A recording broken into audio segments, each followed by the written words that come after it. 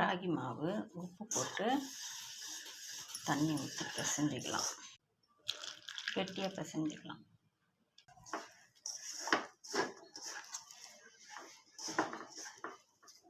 கெட்டியாக பிசைஞ்சிக்கிறேன்.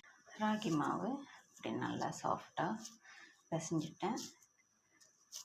இப்போ நம்ம தோசைக்கல் வச்சுருக்கோம். அடை தட்டி சுட்டு எடுத்துக்கலாம். ராகி அடை சுட்டு எடுத்தாச்சு. இதை மிக்சியில் போட்டு கொர கொரன்னு அரைச்சிக்கணும். கடைசி அடை தட்டி விட்டுட்டேன்.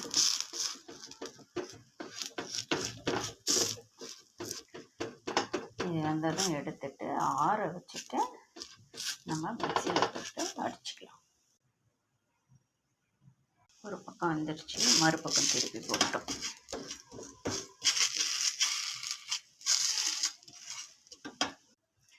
அடையை நம்ம கொர கொரன்னு அரைச்சிக்கிட்டோம்.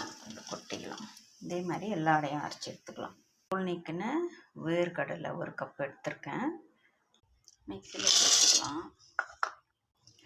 இது சுக்கு பொடி, இது ஏலக்காய் பொடி, இது ரெண்டும் ஒரு டீஸ்பூன் போட்டுக்கலாம். பனை வெல்லம் இது ஒரு கப்பு போட்டுக்கலாம் இந்த வேர்க்கடலையோட. இப்போ நம்ம கொர கொரன்னு அரைச்சிக்கலாம். அரைச்சிட்டு அந்த கெவுரடையும் போட்டு சேர்த்து அரைச்சிக்கலாம். இப்போ நம்ம கொர கொரன்னு அரைச்சிட்டோம். கெவுரடை தூள் போட்டுக்கலாம்.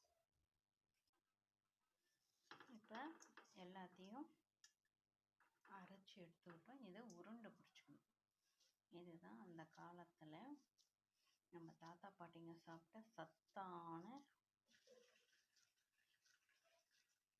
ராகி சிமிலி உருண்டை.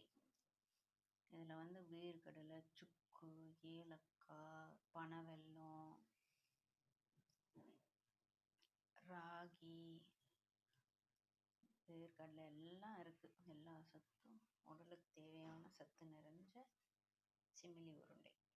ராகி சிமிலி உருண்டை தயாராகிடுச்சு. தினமும் ஒரு உருண்டை சாப்பிட்டாலும் நமக்கு தேவையான அனைத்து சத்துக்களும் நமக்கு கிடைக்கும். இது பாரம்பரியமாக அந்த காலத்தில் நம் முன்னோர்கள் சாப்பிட்ட தின்பண்டம்.